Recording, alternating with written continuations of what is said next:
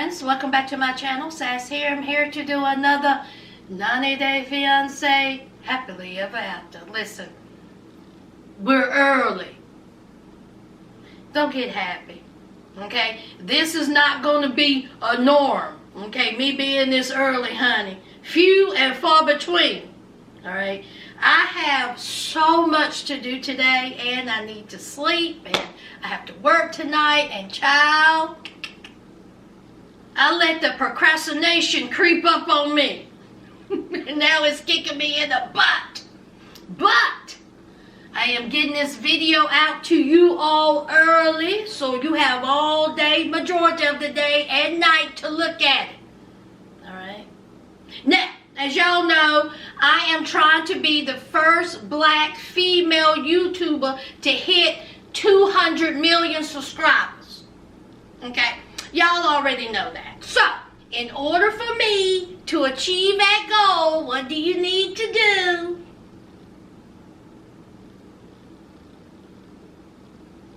Okay. And don't forget to hit that like, child. Now, this episode of the shenanigans and foolishness, honey, gave me everything. I mean everything that I needed. First, let's talk about Firestarter, child. Let's talk about Paul. Paul really think he cute, y'all. Paul really think that he is accomplishing everything he needs in life. He really out here thinking that he is taking care of his wife and his son.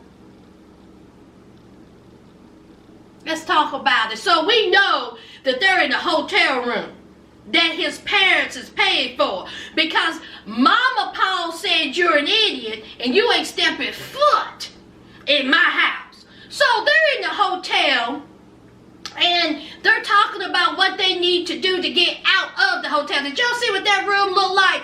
Honey, they had everything in that room just scrolled all around. I said, Lord have mercy. Honey, that hotel room looked like a landfill. So we have Karine, honey. Karine done got the coffin, okay? She had a coffin attack. And here comes Firestarter talking about, do you need some water? No, Paul, let her choke. So then he says, you know, in Brazil, they don't drink the tap water because the water down there is thick, gross, and nasty. But here in the United States, at the Motel 6, honey, we got the premium water, honey, laced in gold. So he goes into that bathroom, and he brings out this water, and he was like, drink it. It's wonderful. Tap water. So here's Karine. Karine was like, no, I'm good. I don't drink tap water. So she coughing to death, so she got no other choice. He takes a little swig, and so she drinks the water. And he thought he really accomplished something. He was like, it's good for your teeth and everything. See, our water, tap water here at the budget end, baby, it is delicious and refreshing. Take it down here. Take it all the way. Take it all the way down there, honey. Let it hit your chest. So, he tells Karine that he needs to go to his parents' house so he can get a vehicle. See, he has a vehicle at his parents' house. And see, once he get that vehicle, he'll be able to get a job, y'all. Just like that. See, he got all this in his mind. See, he got a plan. So they go to the parents' house, and y'all, when I tell you I got tickled. Honey, he gets there, honey, the parents got the house locked up. They done locked the doors, the windows, the garage door, the vehicles locked up. They said, don't you darken my doorway. You know, Mama Paul really can't stand her son. I mean, he is a Firestarter, so they really don't want him to be around that house near the stove, and they may have some matches lying around. They may have a lighter lying around. They ain't taking no chances. They know what their son is, a bum. Just straight up lazy. Mama Paul said it out her mouth that he's an idiot. That's what she said. So here goes Paul. took the keys off of the train. They said I can't go up in the house. It's locked up like Fort Knox. Boy, oh boy, that says a lot, don't it? When your parents lock that house up knowing that their son is out there with a child and a wife, they don't care. See, they know what Paul is. They know what 5-star is. They ain't taking no chance. Locked up. You ain't getting in. So, he gets in his vehicle, child. And y'all, what was that vehicle? Was that a 1992 Plymouth? Was that a 1989 Taurus? Was that a 1982 Sentra? What was that, y'all? Y'all, when I tell you that car was raggedy, just raggedy, child. Honey had garbage all inside that vehicle. Honey, you could have a whole science experiment inside a 5-star's car. Honey, what about when he got the french fries, honey? Them 25-year-old french fries done been in that car, child, and he tossed them over the fence. Y'all, I am convinced that Paul, the 5-star, smells. Y'all, he smells. Okay? He was that kid on the bus that when he sat next to you, everybody put their head out the window. That's Paul! What is wrong with him? He got trash and food, and honey, Karine said, I know. There is no way I am going to allow my son, my child, to ride in this raggedy 1981 Plymouth. What is wrong with you? It is disgusting. Honey, Paul making all kinds of excuses. It ain't nothing wrong with it. All thing I do is a little tune-up. I just need a little couple of trash bags and get locked up in the house. Honey, we just do a little rub and this car's gonna be good as new. Karine said, oh my God. Karine said she don't understand how his parents are not being more accepting or not being more supportive. How is it that his parents is letting Paul just run amok? You know, they have a grandchild. They have me. Why are they allowing us to sleep in the budget inn and then ride in this 1983 Pinto tilted to the left? Child, did y'all see? When Paul finally tossed Karine into getting in the vehicle, because she was like, I ain't putting my child in there. He was like, well, you ain't got no other choice. We can't stay at mom and dad's. So she finally gets in the car. What about when they was pulling out, honey, that tie? Honey, that left tie was like this.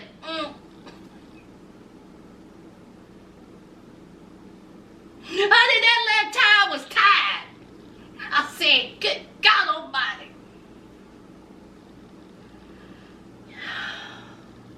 Y'all, that's 5-star. That's Paul. That's how we gonna start off. We gonna start off with Paul. You daggone right. Now, let's just go into Colt. Okay, now Colt, he's talking to Mama Colt, all right? And he finally confesses that he went to Chicago to meet up with a woman, all right? He tells her that he done met a woman named Jess, and she's Brazilian, and he done fell in love with a child. And so, of course, Mama Colt was like, listen, I knew something was up. Okay? You was acting real shady, real suspicious. Should have known it was a woman involved. And now you telling me she Brazilian. You didn't learn from the first time. And he was like, now listen here, Mama. She is nothing like Larissa. Don't judge Jess because of Larissa. Larissa was a totally different person, child. Okay? Jess is nothing like her. Nothing.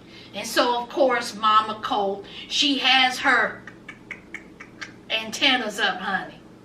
You know she don't like that. Okay? She has to have her baby to herself. And to have another Brazilian, oh, Lord.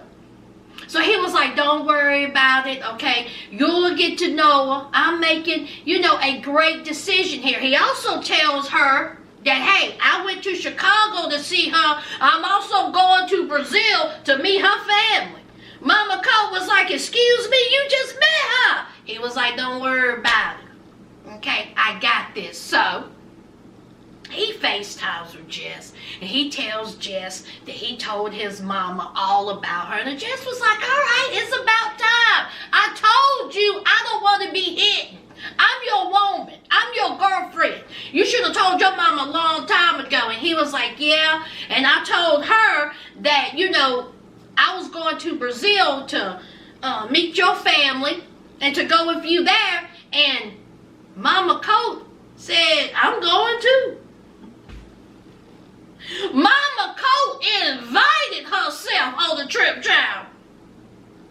I tell you, these people can fly here, fly there. They ain't got no jobs. They don't have no responsibilities. They don't have to worry about money. They can just get on the plane and just fly whenever they want to. Is that what I'm getting? All right. So, Mama Colt said, I'm going on this trip, whether you want me to go or not.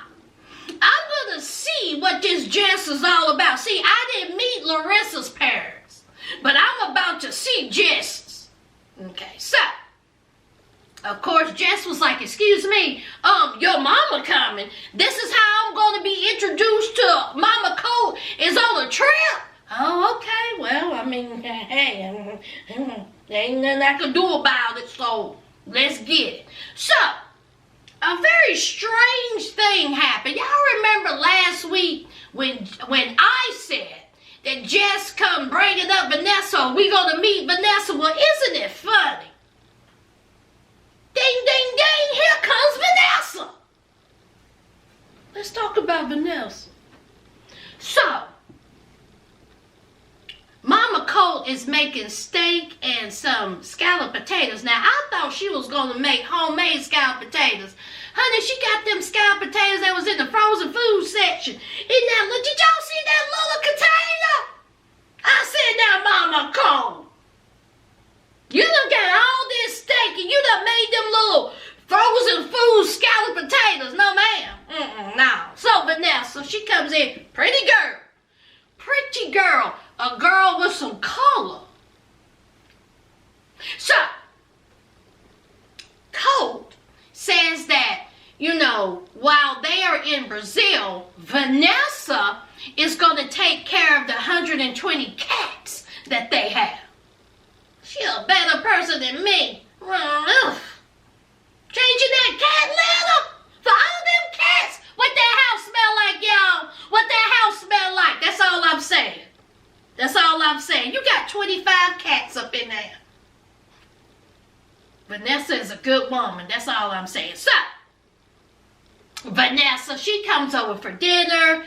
And so they bring up Jess and talking about the trip. And she says that Colt is moving a little too fast. Colt don't really know Jess like that. And of course, Mama Colt. Honey, she got a whole bunch to say. She says that Colt's moving too fast and, he didn't learn his lesson. He was 5 days and he didn't ask Larissa to marry him. Blah, blah, blah. During this conversation, we find out that Colt has slept with Vanessa. And he says that he had a crush on her. Now, what's going on here, women? Okay. Why are you sleeping with Weeble Wobble? What Weeble Wobble got? Not knees. What he got, y'all? Larissa's pretty. Jess ain't bad looking. Vanessa's pretty. And y'all sleeping with Colt?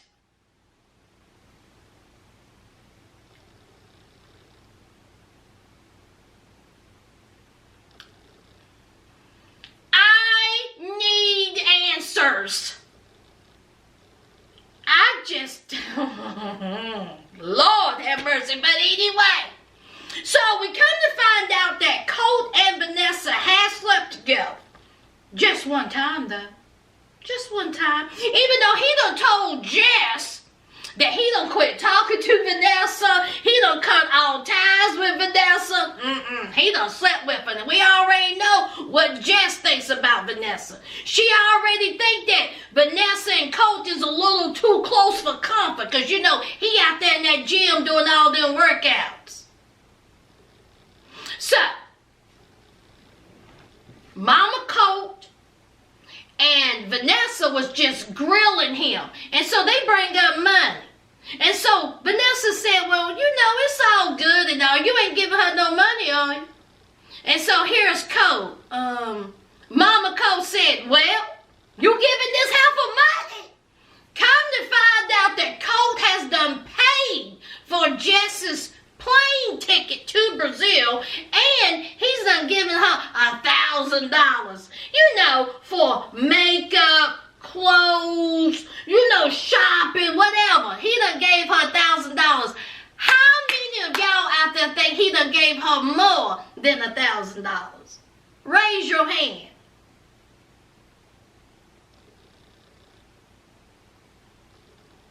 Boy, boy, I tell you what, a mess. Okay, now, let's talk about Larissa. Now, Larissa got all kinds of problems. She has problems with immigration. Y'all know she's trying to work on her green card. And, you know, she's worried about, you know, immigration and getting locked up. Now, she got all that to worry about. Who she worried about more? Colt. Now, she done seen a picture of Jess and Colt. So she took it upon herself to contact Jess. She just want to have a little conversation. She just want to warn Jess about Colt. Okay? Okay? She said Colt is evil. Honey, a demon, honey. A demon. So she calls Jess. And Jess was like, what do you want? Why are you calling me? And so here goes Larissa talking about that Colt isn't who he seems. Colt isn't the nice guy. Colt is a demon. And then she says, have you met that mama? See, that mama's a wolf too, and she's crazy. Jess said that, let me tell you something. This ain't got nothing to do with you, okay? Now, Colt, to me, he has been kind. He has been sweet. He has been nice to me. And you ain't got no business in calling me. Don't be calling me no more. Larissa says, listen, okay, I'm not trying to get in between your relationship. I'm just here to warn you. Colt is not who you think, click. Baby, just said alphabet. Just said I ain't got time and hung up. Honey, Larissa was like, hello, what? Hello. Listen here, y'all. Larissa ain't got no business calling this woman. I don't care what Colt is. Larissa has no business calling her. Now, he made good TV, but y'all know in real life that person, Jess on the other end. Let me just say this, okay? Let's say it's you all, okay? And you're dating a guy and the ex contacts you because they see a picture on Facebook, Instagram, or Twitter, and she goes into your DMs and say, I need to talk to you. You're going to talk to this heifer. It'll be the last conversation we ever have. If I'm dating somebody and his ex-wife calls me up, it will be the last conversation we ever had. And you best believe when she got off that phone, she going to be in tears because I'm going to give her a good old country cussing. Do you hear me? I'm talking about running on pavement cussing. I'm talking about running on gravels cussing. Don't be coming at me, telling me about what type of a bum he is. Y'all are divorced for a reason. Let me find out. I don't need to know your history. We in the present. Y'all in the past. And that's that on that. Larissa got bigger things to worry about than worry about Colt and Jess. Let Jess find out what she dealing with. And she will. Let's move on, child. All right, let's make this quick. Let's talk about Andrei and Elizabeth. They're on their way to Moldova, and they're just packing up their stuff. Of course, Andrei, honey, he is so excited. I mean, he didn't have to pay for anything. Okay, it's on Elizabeth's dad's, dime. So of course he's excited. He's excited to go see his family. He's excited to get married to Elizabeth, and it's all good. So they get on the plane, all right, and they have to fly many, many hours. And I will say this, unless there was some editing done, which I'm sure it was, honey, Miss Eleanor, honey, she was behaving. Come on, Eleanor, you better live up to your name. Honey, Eleanor was like, listen here, okay? I can handle this 20-some hour flight. Did she seem like she was well-behaved, child? But anyway, so they get to Moldova, and there is his dad and his brother, and his dad had beautiful flowers. Y'all, I'm a flower girl, okay? Flowers, honey. Calla lilies is my favorite flower, but I also like roses. But anyway, them flowers were beautiful. And Elizabeth was very happy to see her father-in-law and her brother-in-law. And of course, we know Andrei's happy. He had not seen his family in a long time. And of course, he wanted his family to see and meet Eleanor. So we get back to his dad's home. And, his mom is there, and, kissy, kissy, huggy, huggy, excited to see everyone, and they're sitting there, and they're eating, and then here comes Andrei, ruining the moment, honey. Andrei has to be one of the most selfish, rude, entitled men. I mean, just awful. Just awful. Religion comes up, all right, and Elizabeth says that she is Baptist, and they talk about their religion, and in order for Elizabeth and Andrei to get married, Elizabeth will have to get baptized. Excuse me? Absolutely not. But of course, Andrei left out this important information. So Elizabeth's like, now I know Andrei knew all this. Why didn't he tell me? You mean to tell me I got to get baptized before we get married? Oh, no. So we need to talk about this. You think, Elizabeth? See, he was too busy worried about how much money your daddy shelling out. And you too busy worried to talk about, I need some wine. So, of course, that comes up, and yet another bump in the road. And so Elizabeth went to go and put down Eleanor, and then here is Andrei bad-mouthing her family, talking about, well, you know how Americans are.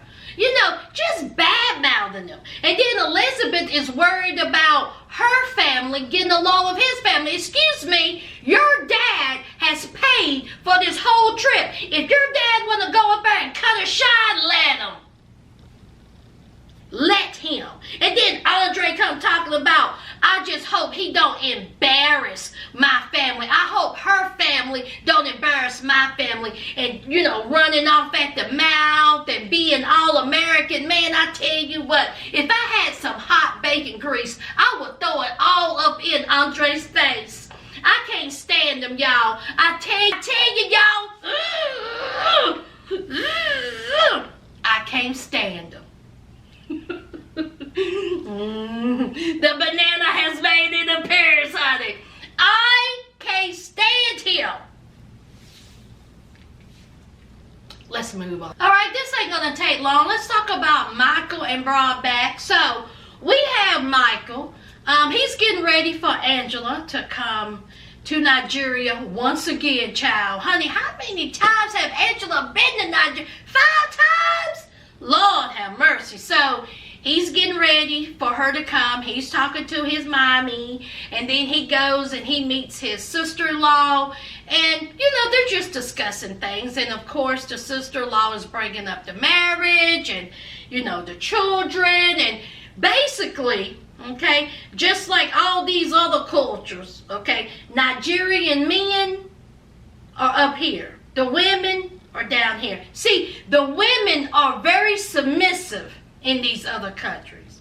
What the man say go. Now, when it comes to Angela, she has, a problem with that. All right. And so the sister-in-law is like, now listen, okay, can she abide by these rules? Because, see, I know she got a whole lot of lip. I mean, is she going to, be listening to what you got to say? And, of course, here comes Michael. Michael says that is not how they do over here in the, America. Okay, she's an American, all right? She speaks what she says. She's loud. She's rude. Let me tell you something, Michael. Not all American women is like Angela. Please get that through your head. We are not Angela. Okay, Angela is her own person, honey, just like Lisa is. We are not Angela. We are not Lisa, okay? We are not all like that, child. So then here comes the sister-in-law bringing up kids. She said, listen, I'm worried about her having children. Okay? Now, in Nigerian culture, you're supposed to have a child by now. All Nigerian men have children. If the woman can't have a child, then they take up a second wife, and that second wife will have a child. Or another woman. What's the problem? Now, she's 85 years old. Is she going to be able to have a child? Here's Michael. Does Michael really think? In his mind, friends, does he really think that Angela can carry a child? Does he really think that? He do realize she's 54 years old and a grandmother of 6. She's 54, but she looks 74. What does Michael not get here? So anyway, he says that, listen, okay, they went to a fertility clinic and there may be a chance that she can have a child and all this bunch of crap. Let's talk about Angela. Okay. So Angela, she is at a place, at a store, at a shop to buy Michael a tuxedo. Okay. So she's there and she says, listen, my daughter said that she is not coming over to Nigeria. So I got to find a person, my best friend, to go with me to Nigeria so she can witness me, getting married. Oh, if she don't go, look, I ain't got no way for us to get married. She has to go. So here comes this strange woman. Now, have she ever made an appearance, y'all? Who is this? This supposedly be her best friend. Okay. So, she's picking out a tuxedo. Her best friend comes in, and her best friend is cautious of this whole relationship with Michael and, all this bunch of crap. So, Angela tells her that Skylar said no. And she said, listen, I need a witness. You good to go with me over to Nigeria? And lo and behold, her best friend says, yes. I mean, I ain't got nothing to do. I don't have no family. I could just pack up everything and just go to Nigeria.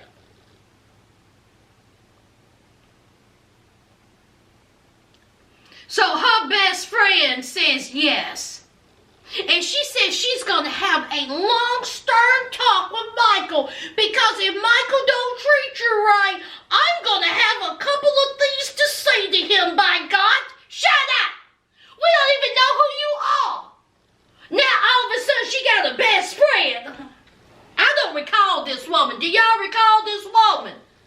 Okay, leave it down below if y'all recall her. But anyway, so now she has someone that can go with her to Nigeria to be a witness to marry Michael. Meanwhile, she goes back home and we find out that her grandkids got better sense than her.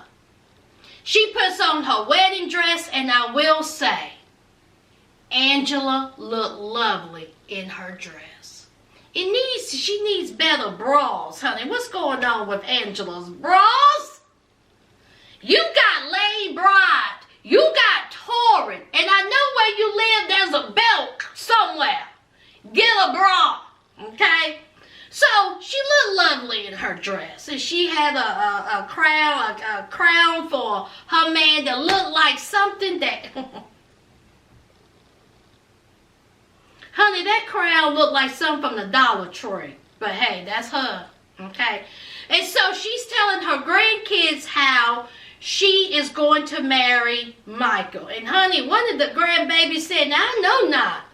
How is it that his family is allowed to see you get married to him, but we can't see our grandmother get married?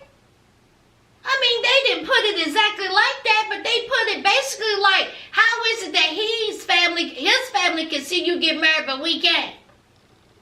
And one of the grandkids said, no. I don't like that. The grandkids said, now I know you a lie. I know you lied. They so cute. They are adorable. And of course, Angela was trying to explain, and the grandkids was like, we would like to be there. We would like to be flower girls, ring bearers, whatever you need for us to do. We just want to see you get married because you're our grandma. So sweet. Them kids look like they are such great kids. And so Angela is trying to explain to them, and she made them feel better. They gave her a hug. And then she's, talking to her mom and child. Bless her heart. Oh, Lord. And so she's asking her mom. She was like, listen, I'm on my way. And, I'm going to get married. Her mom was like, I wish you the best. And Angela was like, if you don't want me to go, I won't go. I think myself, Angela, your mama's sick. Would y'all get on the plane knowing your mama is in that shape? Oh, Lord. I don't know if I can do it, y'all. Michael can wait. He don't wait this long. He can wait some more. But anyway, Angela is determined to marry Michael. Let's move on. Last and least, honey, let's talk about Kalani and Asuelu, child. Honey, then listen. There has been some debates going on whether Asuelu is special or he knows what he's doing. Now, I don't know. Okay? Me, myself, he may not be special, but something ain't right up there.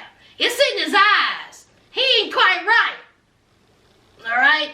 Now, we know he's childish and immature and lazy. We know all this. We also know that he's 24 years old. So, we find out that there's a measles outbreak in Samoa. And so, there's no way that they are taking the children, even though he wanted to. Okay? He didn't care about it. He said they'd be fine. So, Kalani said no. All right? And she has to back up with her mom and daddy. So, of course, here's Asuelu. Asuelu is like, I feel like they're ganging up on me. I feel like they're picking on me. Okay? The doctor said it was our decision. The doctor said that we wanted to take our children to this measles outbreak to Samoa while children are dying. That's our decision. I just feel like that people are not listening to what I have to say. This is Asuelu. So, since they're not going to Samoa, Kalani thought it was a good idea to take a little family trip to California. Asuelu was already bent, okay? He is mad. He is ticked off. How dare this woman make a decision for him and his family? How dare this woman tell him no? Because we all know he all for, women's rights. And we all know that he thinks women are up here. So they in the car. Okay, and Kalani is in the back, and the kids are just fussing. They're crying. They're, just moving around. They are just not having it. All right, he's in the front seat, and so Kalani done had all she could have, and so here is Asuelu running his mouth because of course he can do everything better. Okay, he can do everything better. So Kalani said, "Listen, I'm tired. Let's change places." All right. So Asuelu was like, "Sure, why not?" So Asuelu, he gets in the back seat, and of course the kids, they already tired. They done cried, and they done shut up, pacifiers in the mouth, and just drinking a bottle, honey. They got quiet, and so Asuelu was like, "See, they got quiet. Okay, because I'm a man. Asuelu sat in that back seat and disrespected the hell out of Kalani. Kalani sat in that front seat and allowed it. She let this 24-year-old boy say she's worthless. She let this 24-year-old boy saying that being a mother of 2 small children is easy. She let this 24-year-old child tell her that Samoan women are stronger than American women. He's sitting back there spitting all this reckless information and talking out the side of his mouth while she's sitting in the front seat and saying nothing. Do you know who said something? His mother-in-law, who's driving. She said, you got to be kidding me. You mean to tell me that you think that a woman's job is easy?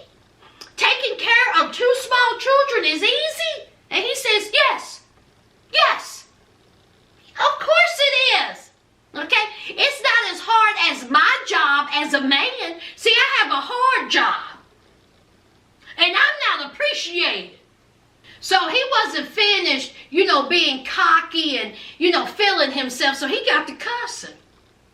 He in the backseat of that car with his children and his wife and his mother-in-law, and he is just cussing up a storm. Because, see, he's already mad because he didn't get his way. So he's having a full-blown temper tantrum, looking like who done it and what for. His eyes ain't right, y'all. His eyes are not right. So they get to the Airbnb, and he's already mad, honey. He get him some water. He didn't ask about the kids. Do they need water? Do you need one? No, He goes straight outside and he see an orange tree. And he gives him an orange. The orange is not even ripe, y'all. The orange is hard and dry. He don't care. He just want to eat that orange. So here comes Kalani. She goes outside. She got the baby. She was like, what is your problem? Why are you acting like this? And he was like, listen, don't be coming out here starting with me. I said what I said. And she was like, do you really believe that? Do you really believe that I have an easy job? Do you really believe that? He says, yes. He says, what's wrong with you doing a little bit of washing and cleaning and taking care of kids? It's easy. Okay, what about me? You don't never say anything that I do. And so she was like, what do you do? He said, well, I go outside and I do some yard work. She said, what, once a month? You think I'm supposed to pat you on the back and tell you do a good job because you go outside once a month and pick up a stick? Is that what you saying?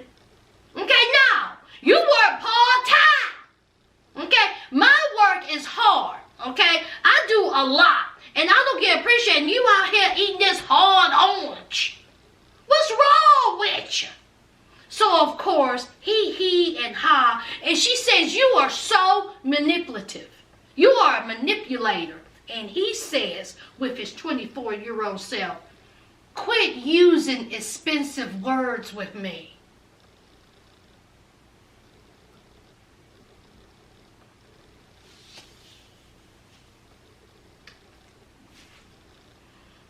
Oh boy.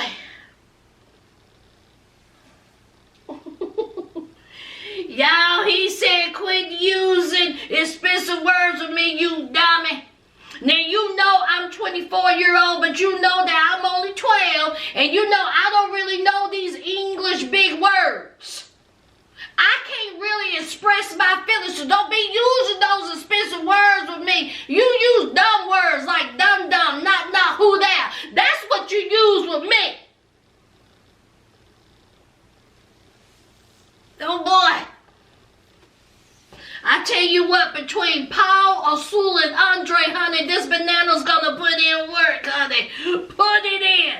So, they going back and forth. He's still disrespecting the hell out his wife. Okay. He also disrespected his mother-in-law. In fact, he disrespected all women. Okay. But you know what? I can't feel too sorry for Kalani. because she married this 24-year-old child, even though her sister told her, you are making a mistake. He is not who you think he is. Boy, I bet you that sister is just sitting back like, I told you so. I don't care. I told you so. They go back inside. He goes inside. He starts gathering all his stuff, honey.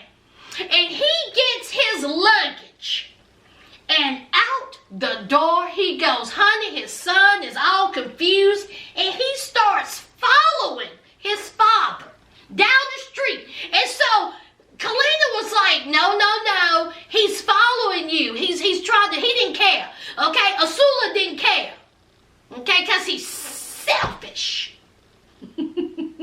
So, Asuelu, he walks to the bus stop, child. And he was like, listen here, I don't know where I'm going. Okay, get the mic off me. That's what he's telling the producers. The producer's like, where are you going? He said, I don't know. He said, I am leaving here. They was like, are you going to Utah? He said, I guess. And he gets on the bus, honey. Good. Okay, let him get on the bus. Let him stay on the bus. And I hope Kalina don't hunt him down.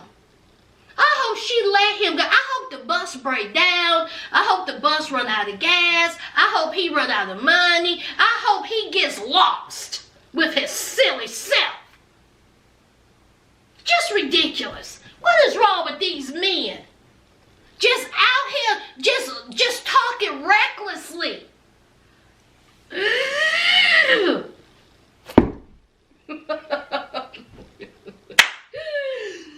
Alright guys, that is it, honey. What do y'all think about this episode? I enjoyed this episode, okay? My mouth is dry, child. I don't even know how long this video is going to be. Alright? Y'all already know the routine. Don't forget to hit that like, comment, and subscribe. We have a lot to talk about. Alright? But until next time, friends, bye!